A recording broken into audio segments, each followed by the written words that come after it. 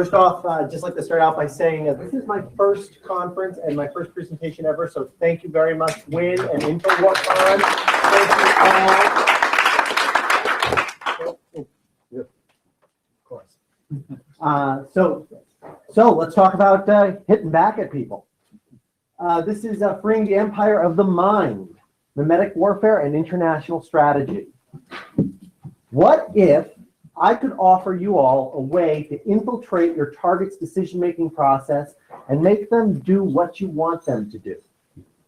What if I could give you a method to alter their thought processes so that you could change their perceptions and have them make the decisions you want them to make?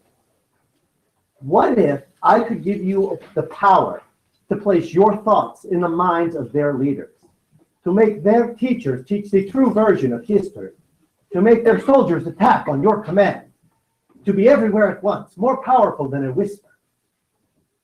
Okay, that's a line from Kingdom of the Crystal Skull. But the idea is actually possible. But first, let's talk about how things are today. The U.S. has had more than 250,000 casualties, that's deaths and wounded by DOD and VA numbers, in Vietnam, Iraq, and Afghanistan. So what did we get for those?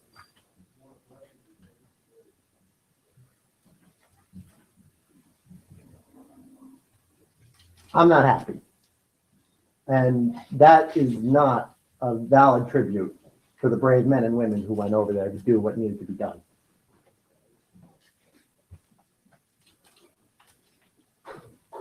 So how did this happen? Well, we're not thinking in fully integrated methods.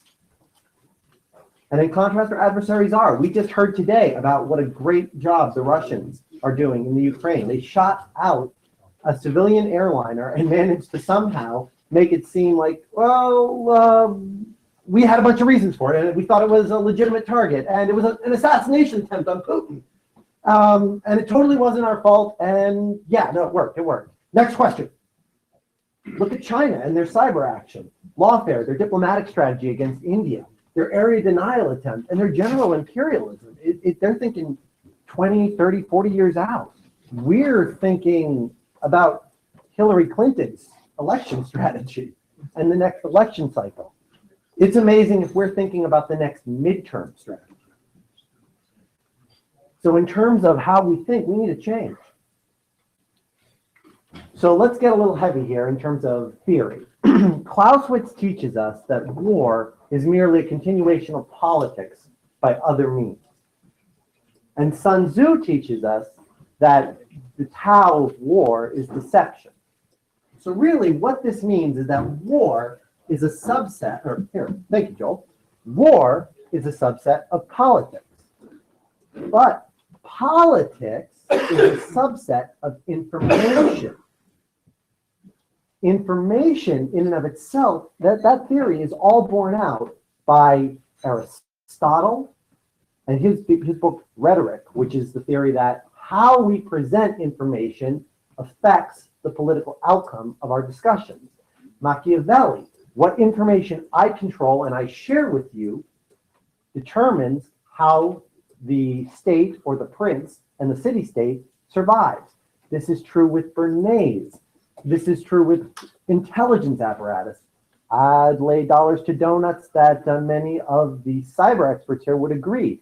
Who knows about the zero-day exploits can benefit from them versus who can patch them. Information. So, therefore, who controls an information environment can control or at least influence a political environment. But this begs the question. What does an information environment look like?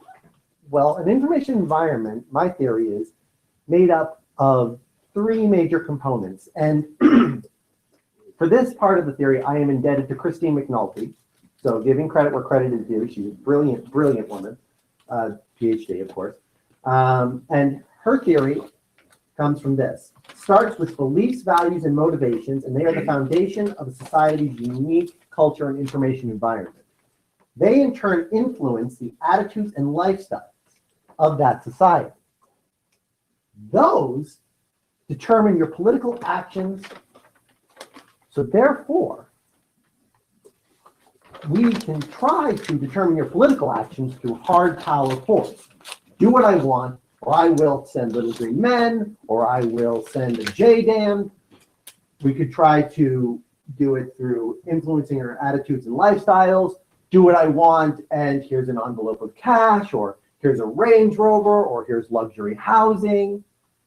Or we could try to influence your beliefs, values, and motivations. That's how we use memetics. So what does it mean? Well, it's not a picture of kittens. No. Okay, that is kind of adorable. It's actually a unit of information that is the foundation for various sociocultural attitudes communicated amongst people in society. Now, simplified, it's basically a unit of cultural information at its basest form. How do they work? Well, I'm going to call upon three theorists for that. Colonel John Boyd, Antonio Gramsci, who, for those of you who aren't familiar with him, he was a 20th century communist who died in one of Benito Mussolini's prisons, and Edward Bernays, a 20th century American propagandist and the founder of the PR industry. So, our famous Colonel Boyd and his OODA loop. Traditional propaganda seeks to affect people at the decision portion of it. What did you decide to do? I decided to buy grape nuts over Cheerios. I decided not to plant that roadside bomb. I decided to vote for the Green Party instead of Al Gore. Sorry for everybody who is still hurting over that. I decided, and then action. Even branding is designed ultimately to affect your decision-making process. What I am seeking to do is I'm seeking to get you at the observation and orientation level. And I'm going to explain that in a minute.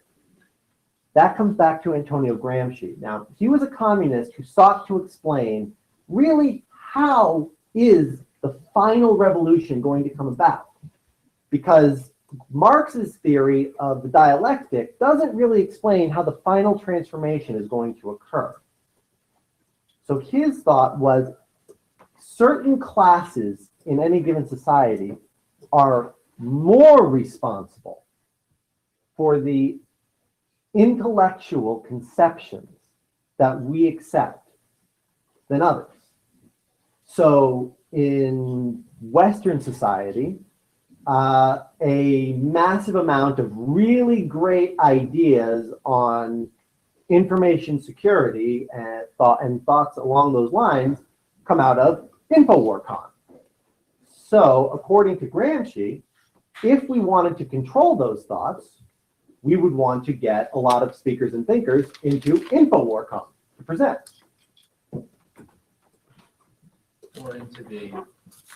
Or if we wanted to control the society, we would get them into the kindergarten. Well, that's possible. If the kindergarten was where you would go for that. Children are not always the best method, and I'll explain.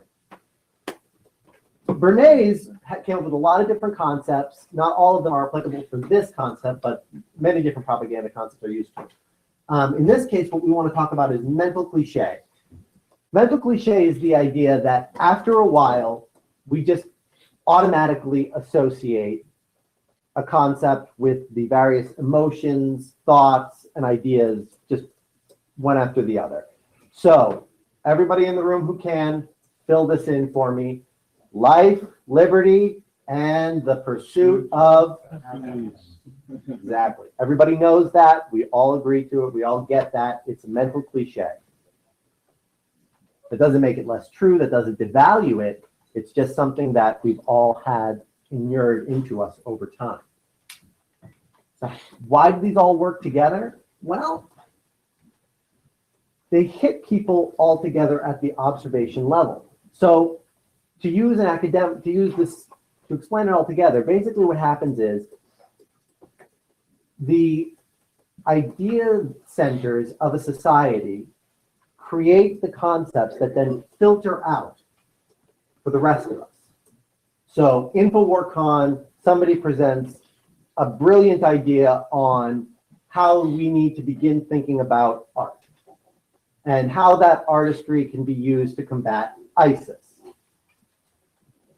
And therefore, that idea now begins percolating around, and it generates 4 or 5 separate papers. Those 4 or 5 separate papers move out, 1 into the art world, 2 into different combatant commanders' hands, 2 or 3 get published. And then all of a sudden, the art world is now considering, well, 2 or 3 people generate papers that are against it. They think it's a terrible idea, but 2 or 3 people write about it and say, you know what, it is important that we get out there and defend it. The combatant commanders love the idea. They want 3 or 4, studies set up. Rand Corporation sees it and goes, hey, we just had this great idea that came out, the study on the effectiveness of information operations. The idea is now spreading, percolating out. This is just the natural process of it. And it's affecting us at the observation orientation level. This is not a decision-making purpose. It's just working, natural. So if we were targeting it, what would happen? In doing this, we have a bunch of different methods and tools. Printing press is one of them. If you were to say to me, all right, Max, I really like this idea, go out and do it. Say, all right, well, I can take a printing press. That's going to give me an opportunity to affect the academics in a society, primarily. Books, newspapers, magazines, pamphlets, primarily for the literate, people who like to read, people who are interested in reading. But we've also got comics. Now, if I said Charlie Hebdo, how many people know who that is? Exactly. Charlie was very important. He was killed because he was having an effect on people who were not necessarily academically minded, but he was having an effect on the primary recruitment centers for Islamic radicalization. He had to be stopped, and he had to be killed, and he had to be made an example of so that others would not get involved. So it can be a very powerful method. Now, radio. How many people know what the fireside chats were? Fireside chats, for those of us who aren't familiar with them, were FDR's very powerful methods of communicating with the American population during the Great Depression. He used them primarily to get legislation passed that had some difficulty with getting through Congress. It's an evocative form of communication that doesn't actually require a literate population. And especially when you have difficulty distributing materials to people, it can be very effective. One other place where it was very effective was getting communications into denied areas like the Warsaw Pact countries during the Cold War. You also have to add there too, when he did a lot of his speeches, despite being in a wheelchair, he would actually have braces and stand up so he didn't show America as being weak. That was an evocative message. And Hitler used it consistently on the original wire recording technologies in the 30s, and we never knew where he was, so we were bombing the wrong places. All very good points, thank you. Now we have broadcasting media like TV and film. These are where most young people get their information from. Of course, I'm thinking of Jon Stewart. Thank you, Cheeto. Interestingly enough, Jon Stewart, they've done studies. You actually get the same amount of news from Jon Stewart that you get from CNN or Fox News, which is really fascinating to me. Now, how am I doing for time? I don't know. Okay. You're riding to the airport. All right, let's play a quick game, everybody. This thing right here, all right? It's an empty MPs and Parliament. It says, MPs are debating the effects of welfare reform on sick and disabled people. All right, down here it says, below are MPs debating proposed pay raise. Cool. How many people believe this? Anybody? How many think it's accurate? Okay. Watch C-SPAN. Too many in the one above. The janitors are Well, guess what? A lot of young people would also believe this to be accurate. Here's the problem. It's completely false. And here's how you could tell without having to know that. There's no Chiron down here. There's absolutely no way of knowing if this is true. It's just what somebody slapped a picture on, captioned it the way they wanted, and sent it out there. I mean, this part's true. They are debating the effects of welfare reform up here, but that's not necessarily what they're debating down here, just because they said it. But we're willing to believe it because we have a memetic belief in the general corruption and lack of use of our elected officials. Well, our ones anyway. I mean, yours are on. Yeah. Have them. Okay, take them. I know, they told me. We have the best Congress money can buy. Politicians are the Swedish politicians. So anyway, and our young people are not getting much better because they don't fact check or identify bias and propaganda in the internet either. So we're ending up with a situation where, you won't watch what you're reading, you won't watch what you're consuming. They're not trained to do that, though. It doesn't really. That's a good one. Or fact checkers appear. It's a developing art, so people are aware that there is a problem. So when you say people, you're talking about the rarefied few, he's talking about the masses. Oh, no. I'm talking about the masses. I'm talking about our children in school are not taught to be able to question things like this. That's true. Even in the high school level. Right. I mean, Exactly. yeah, the 2% might question. Right. That's my point. I mean, that's we're the rarefied few. And That's all. Agreed. and so that's part of the problem, and that's definitely a problem. But we're seeing things like Snopes.com appear that people are really looking to it to say, is this real or real or no real? That's what they're trying to ask. But here's the other issue, though. It's really sad that it takes a special education to go, Chiron, no Chiron. But the traditional way of thinking, right? So control through religion, everything, don't question. No, right? you're absolutely right. So having a population that can question things like this is actually, in a way, damaging to potential forms of government, because you do wind up The questioning. population serves the government. Well, That is the reality. You mean like, We for want- instance, a school district that won't allow, or that would not allow, I don't know, maybe Darwinism to be taught.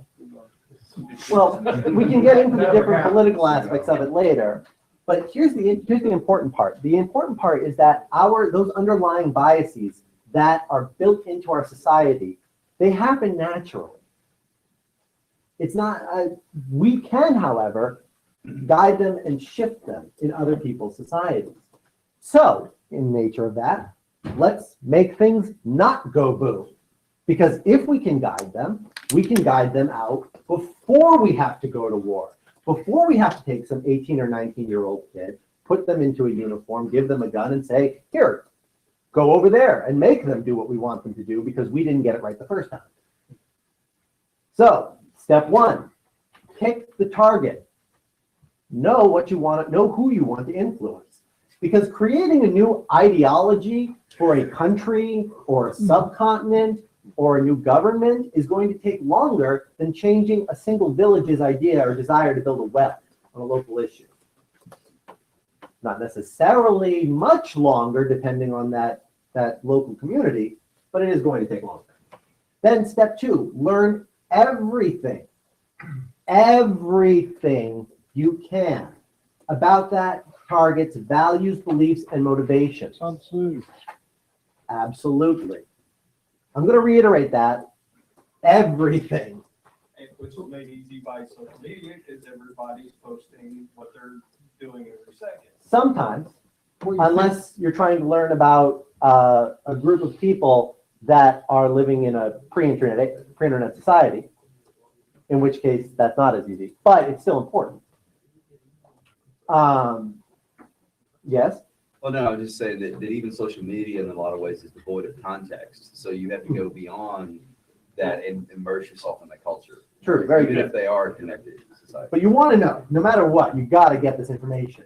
And I'd like to add to that, you still, while you're doing that, call somebody up like Michael, because they're going to give you perspectives on this.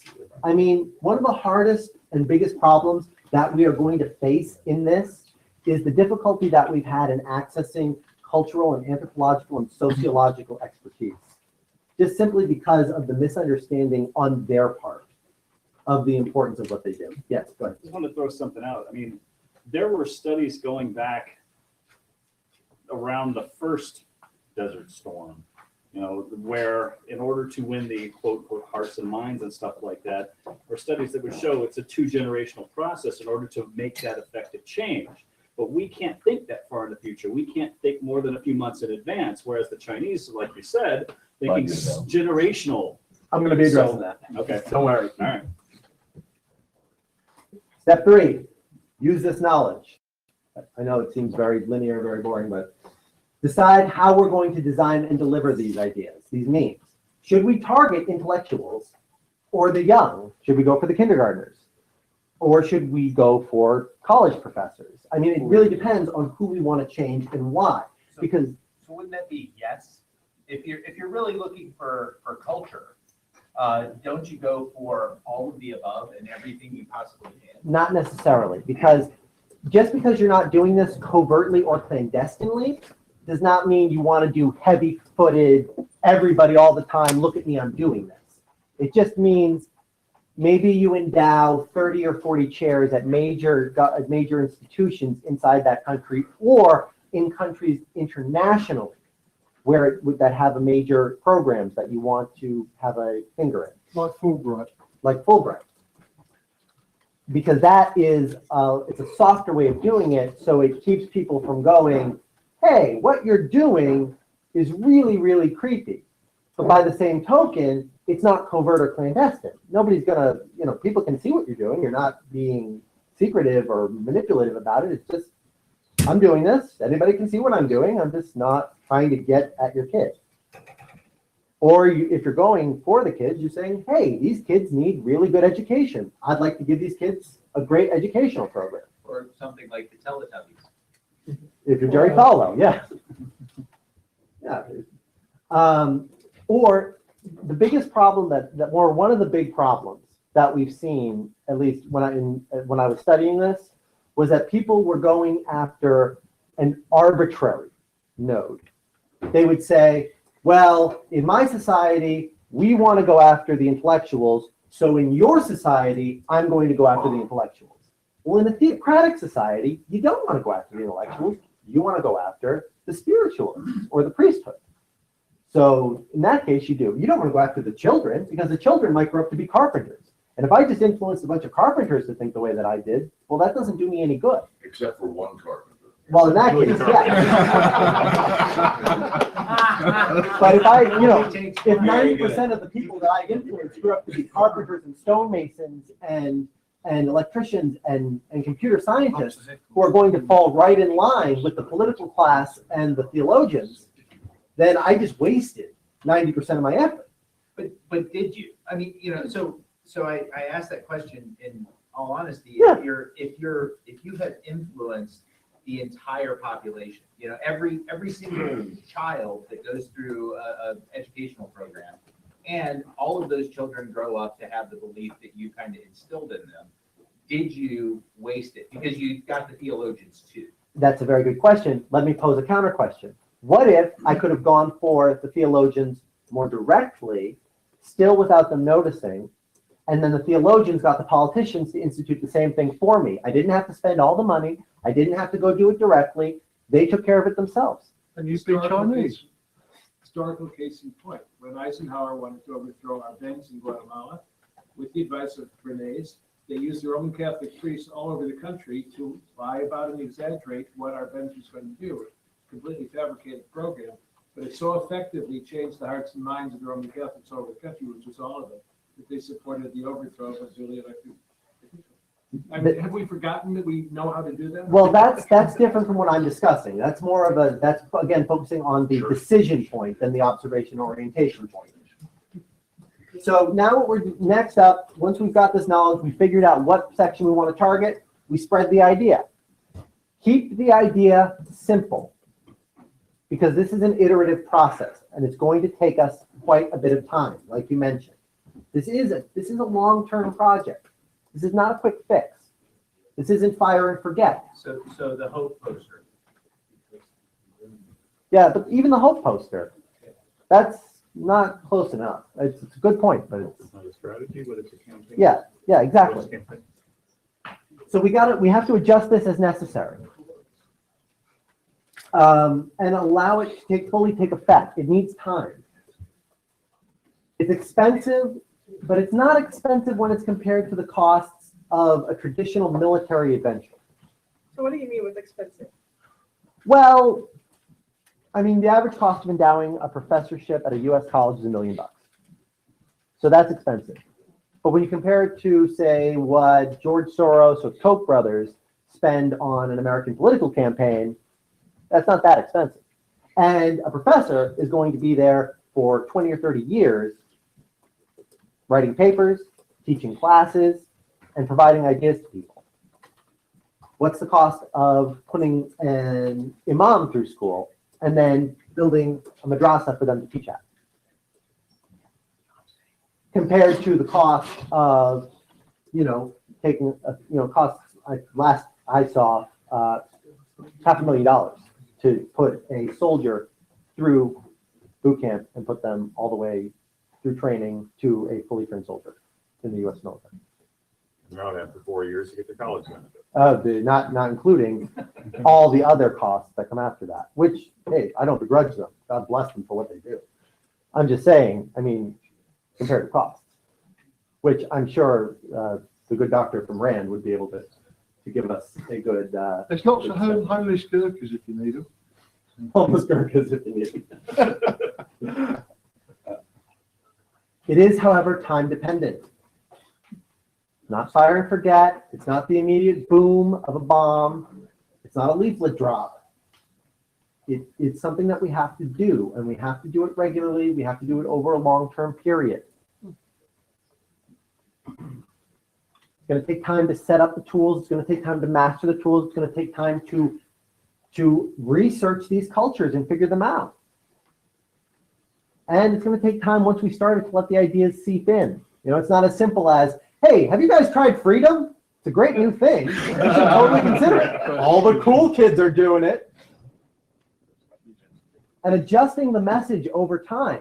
Because once you give an idea to somebody, it's not just like, oh, this is great. I like freedom. Do you like freedom? No, it's, hey, I like freedom. Freedom's a really cool idea. I should consider this and write about it. And then they're going to take the idea and it's going to go through a permutation.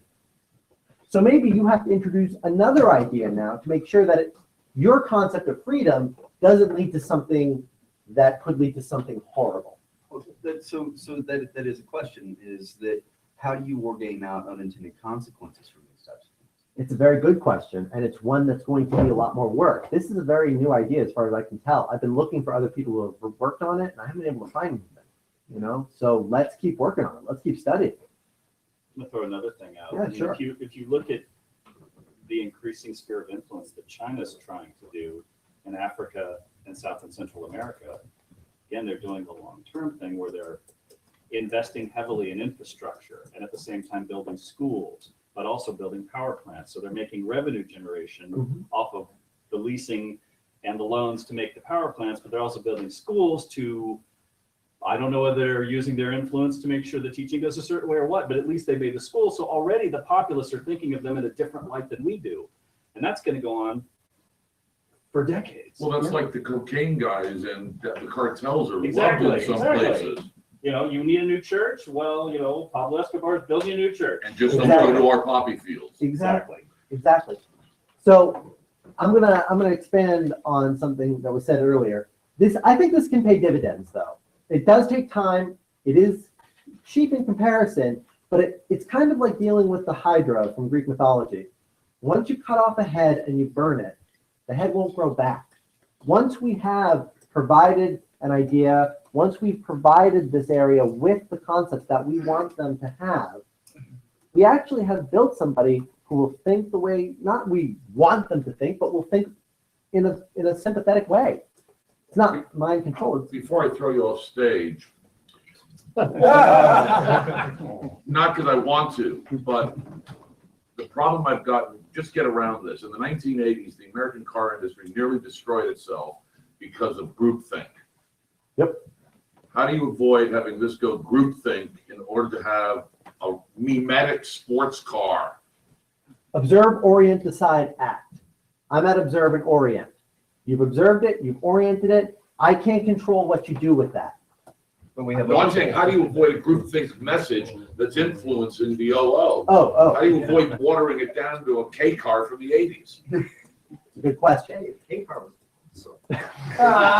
barrel carburetor. You mean in terms of what I'm putting out there or in terms of what they're What returning the back? message is. Oh, well, that's gonna, because what we're doing with that is we're tailoring the message, not only to the individual culture, but to the individual node within that individual culture. And depending on how that node takes it, if it's an academic, then we might be inserting an actual person in there, as opposed to a book or a paper. But you're tailoring a message, but I think to Wynn's point, what's the message you're tailoring? Well, it's gonna Right. depend. I mean, we can change the fact that, you're tailoring a shirt, but it's a shirt. Are we gonna get Congress to agree on the message? Or are we gonna get the State Department and the White House, or whoever it is, to agree on the message? Or would it be better to create an NGO that's not using any of those things and influence your own message? Let me ask the tough But they only question get though. their funding from the people who support the message that they're trying to create. And No, that goes to some of Richard's earlier point, corporatize it and put it offshore. Okay, but let's ask the tough question, okay?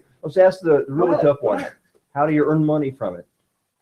Exactly. How are you going to show over a matter of 10 years that what you're trying to do is actually happening? Because it doesn't seem, this kind of comes back to what Chris was saying, that since You're looking for It's been measures of so long. effectiveness. Right, That's right, but I want to add to it, but not only just did it, but was it because of what you did, right? And Exactly. not just of a certain. Actually, not necessarily as difficult. Now, I've been hearing government, I've been hearing all kinds of things, and I heard one person say corporation. Can a company earn money from this? And can it be done over a long time? Because I don't want to earn $1,000 and be told to walk away. Okay, so first off, to answer the measure of effectiveness question, you can measure effectiveness because what you can do, at least in terms of the academic or the theologic, you can measure in terms of how many sermons, lesson plans, or other things are covering this thematic concept. then I've got another point. Okay, Larry Diamonds is the professor of our Stanford, I want to say, democracy. sure. Democracy studies. He has done research all over the world to see just how people feel about democracy. And one of the things that came out of his studies is that within some of the least democratic societies in the world, so the Congo, for example, Zimbabwe, that they had a 90% approval rating of democracy. So in the area that you're focusing on, they are very much bought into this concept of democracy, but it's not helping. It's not doing anything. So that comes back to knowing the target and knowing what you want to change. Exactly. I don't want That's then- a different thing than what you're So- talking about. Not necessarily, well, what do you mean? It's different. Well, if you're talking about having something change, that means that there's a behavior that changes. And right now, what you're focusing on is not the I'm talking behavior about part. battlefield preparation. Exactly. So in this case, you wouldn't ask me to go to the Congo and change their memes about democracy because they already have 90% approval rating for the democracy. I'd say to you, why? They like it. You don't need me for that. Yeah. If you want to go to the Congo and tell them to be democratic, why would you bother? They already like it. So it's not democracy that you want to influence, it's getting them to stop killing each other so that they'll implement democracy or something like that. Right, that would be what you would ask me to change. Right. Yeah.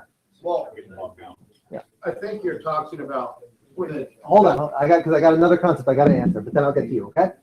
So to monetizing it, that is a different question because that would depend on the structure. I haven't really thought a lot about that because I'm still dealing with that. Yes, sir. So, I mean, to her question, I think what you were talking about is you've got a metric for having influence that be observed phase, right? But the decision to become democratic requires an action. And those are phases that follow in the OODA loop, right? So I think there's a cause and effect disconnect here. And how do we know that once we influence at the observe phase that we will get decisions and actions that follow from our insertion, our idea insertion? But my point is that that is not necessarily true. And No, there's that's actually- what I'm saying. How do we know that once we've inserted the idea that we'll get a decision and an action as you are asking? Yeah, exactly. Well, the goal with this is not necessarily to lead to a specific decision point. The goal with this is to make it easier to soften them up for later action to push a decision. So for example, to use the Russians, as Joe pointed out, they're living in a society now where there is no objective reality. Okay, all right, so we've got to go. I'll be happy to talk about this more later. Thank you all very much. Thank you, InfoWarCon.